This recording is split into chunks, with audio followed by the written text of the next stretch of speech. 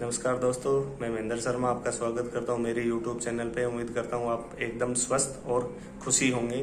और आज आपको एक बहुत ही महत्वपूर्ण वीडियो दिखाते हैं जिसमें एक पाकिस्तान के डिफेंस एक्सपर्ट ने खुपकार गैंग के जो नेता है, हुर्रियत के नेता है, उनके बच्चों की पैरवी की है।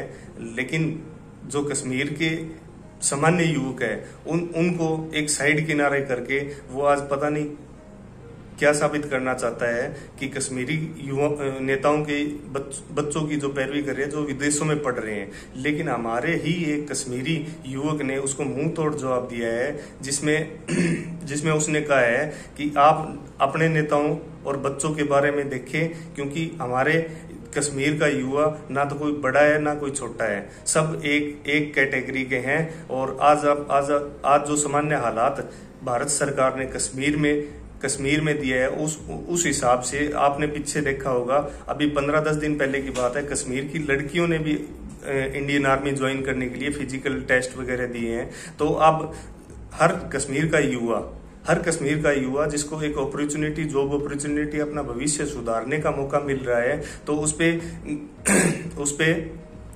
कमर चीमा ने आके सीधा सिर्फ और सिर्फ चिंता अगर जाहिर की है तो वो सिर्फ हुर्रियत के नेताओं की और गुपकार गैंग के नेताओं की। आपके चैनल पर मैं बड़ी जिम्मेदारी से कह रहा हूँ, उस समय की वो एमयूएफ थी, अगर वो पॉलिटिकल प्रोसेस में आ भी रही थी, वो पॉलिटिकल प्रोसेस में आए भी थे, वो लोग काफी लीडर्स थे उसके अंदर, जो बाद में कुछ सेपरेटिस्ट हो गए, कुछ आज आपके वहां पर मेहमान बने हुए हैं। तो ये जो लोग थे, इनके साथ रिगिंग की गई। उस समय की सरकार ने जीते हुओं को हराए हुओं को जिताया। ऐसी जो प्रॉब्लम उस समय हुई, उसके कारण ये जो है आगे ये कंसेप्ट प्रमोट होता गया। फिर पाकिस्तान को मौका मिल गया। अब पाकिस्तान तो कभी भी हिंदुस्तान को सुख शांति से रहने देने वाला मुल्क तो है नहीं। अगर ऐसा होता तो जरूर FATF पहले आपको अपनी ग्रे लिस्ट पे रखते, ये भी आप भली भांति जानते हैं। तो वो जो वहां से फिर पाकिस्तान ने ये प्रोपेगेंडा शुरू किया। अब आप बोलते हो पैसे देने की बात, सभी को पैसे देने की क्या जरूरत है जी? 5-10 मेन को पैसे दे दो, जिनके बच्चे आज फॉरेन में पढ़ रहे हैं, जो खुद ऐश की जिंदगी जीत रहे हैं, मजा ले रहे हैं अपनी लाइफ का। बाहर के तो बेचारे गरीबों के बच्चे, जिनके हाथों में इन्होंने हथियार थमा दिए। आज अगर 2 साल से आप नहीं कुछ बोल रहे, ये कहते हैं चलो मान लेते हैं आपकी बात, इनके ऊपर प्रतिबंध लगा है, इनको हमने हमारी सिक्योरिटी फोर्सेस ने टाइट कर रखा है। भाई साहब, जब आप लोगों के बुलाने बच्चों को आप हथियार पकड़ाते थे, उनको बोलते थे जाओ अपनी जान की प्राणों की आहुति दे दो, आज आप भी निकलते ना। आपको किस चीज का डर है? लोगों के बच्चों की जान चलेगी तब तो आपको परवाह नहीं। अब आप 2 साल से दुम दबाकर बैठे हो, तो क्यों बैठे हो? इसलिए होता है कि दूसरे के घर का अगर कोई चला जाता है तो फर्क नहीं पड़ता। जब अपने ऊपर बात आती है तो सभी के सभी वही सेफ साइड लेते हैं जो हुर्रियत ने आज देकर रखी हुई। ठीक है, आपका एक जसरोटिया साहब, आपका एक मौकफ है। आप क्या समझते हैं, ये जो अमूमन पॉलिटिकली लीडरशिप, जो पॉलिटिशियंस होते हैं, क्या ये बड़े गरीब होते हैं कि इनके बच्चे जो है बाहर नहीं जा सकते? पाकिस्तान में भी बहुत सारे सियासतदान है, भारत में भी बहुत सारे सियासतदान है। अगर किसी का सियासतदान का बच्चा या किसी फौजी का बच्चा या किसी ब्यूरोक्रेट का बच्चा बाहर पढ़ने के लिए चला गया, तो अब आपने कह दिया जनाब के देखो ये जो टॉप लीडरशिप है ना, ये अवाम को लोगों को कह दिया जिहाद करो, और खुद इनके बच्चे जो हैं वो बाहर जो है वो पढ़ रहे हैं। जसरोटिया साहब, आप ठीक है, आपका काम है तनकीद करना इनके ऊपर, लेकिन मुझे जसरोटिया साहब ये बताएं कि कश्मीरी बार बार 1 नहीं, 2 नहीं, 4 नहीं, 7 दिहाइयों से क्यों इंडिया को रेजिस्ट कर रहे हैं? क्यों? ऐसा वो क्या है? वो ऐसा क्या है? आपने इल्जाम लगाया वहाबीज्म के ऊपर, वो जी वहाबीज्म आई, इंपोर्ट हुई तो वो सारा हुआ। ये फंडामेंटली सवाल,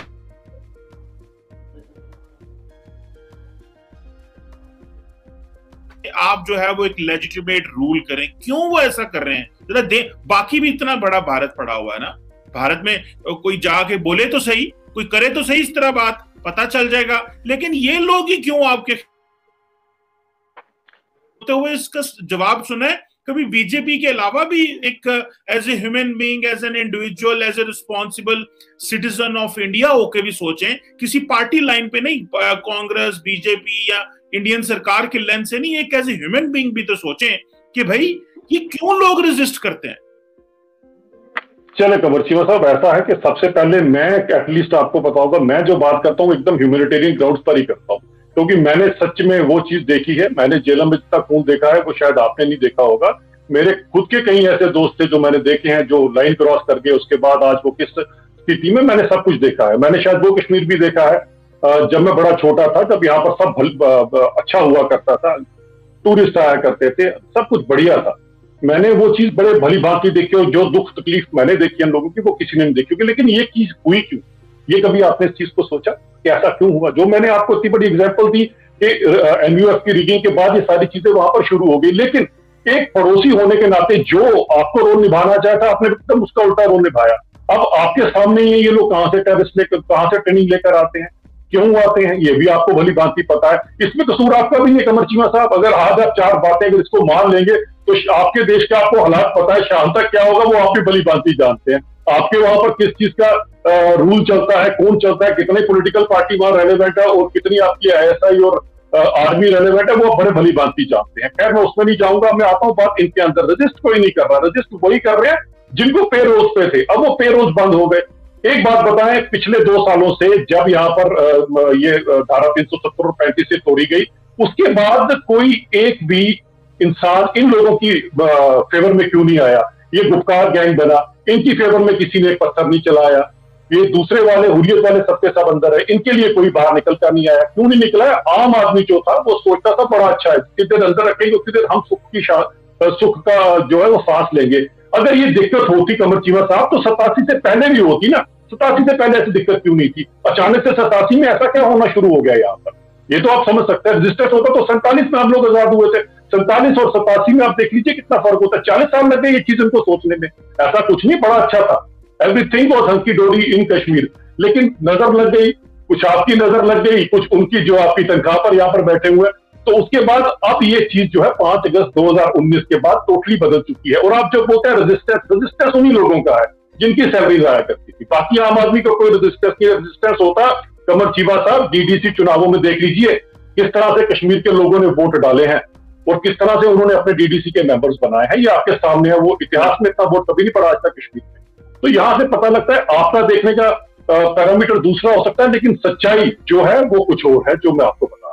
जी जी जी, बिल्कुल सही। अच्छा जसरोटिया साहब, एक चीज तो मुझे लगती है कि बीजेपी, नरेंद्र मोदी और आपकी पार्टी ये किस तरह का एनवायरनमेंट देना चाहती है, जो ये बताना चाहती है कि नरेंद्र मोदी साहब ने बहुत कुछ एक्सेप्शनल कर दिया, उनका पैसा बंद कर दिया, कश्मीर में ये कर दिया, नरेंद्र मोदी ने ग्लोबल पहचान दे दी। मैं ये नहीं कह रहा कि वो जो नरेंद्र मोदी साहब या बीजेपी कर रही है गलत कर रही है। एक मुल्क, अगर वो कहते हैं ना कि मैं अगर उनके जूतों में पाँव डाल के देखूंगा तो I would be doing the same and I should do the same. तो वो एक तासुर इंडिया के अंदर देना चाह रहा है कि नहीं नरेंद्र मोदी ने चीजें टर्न अराउंड कर दी, वाह वाह क्या कमाल कर दिया। सो ठीक है, वो आप कहें, लेकिन मुझे इतना पता है कि जो लोकल्स होते हैं, ये सियासतदान हुर्रियत वाले हों, महबूबा मुफ्ती हो या बाकी लोग हों, ये आपस में 50 लड़ते रहे, लेकिन इनका कोर गोल एक ही है जो कश्मीरी अवाम का गोल है। बट एनी हो, मूविंग फॉरवर्ड, तकरीबन आखिरी 1-2 सवाल बस आपसे करूंगा। मुझे लगता है फिर से करेक्ट करना पड़ेगा, मेरा ख्याल है नहीं आपकी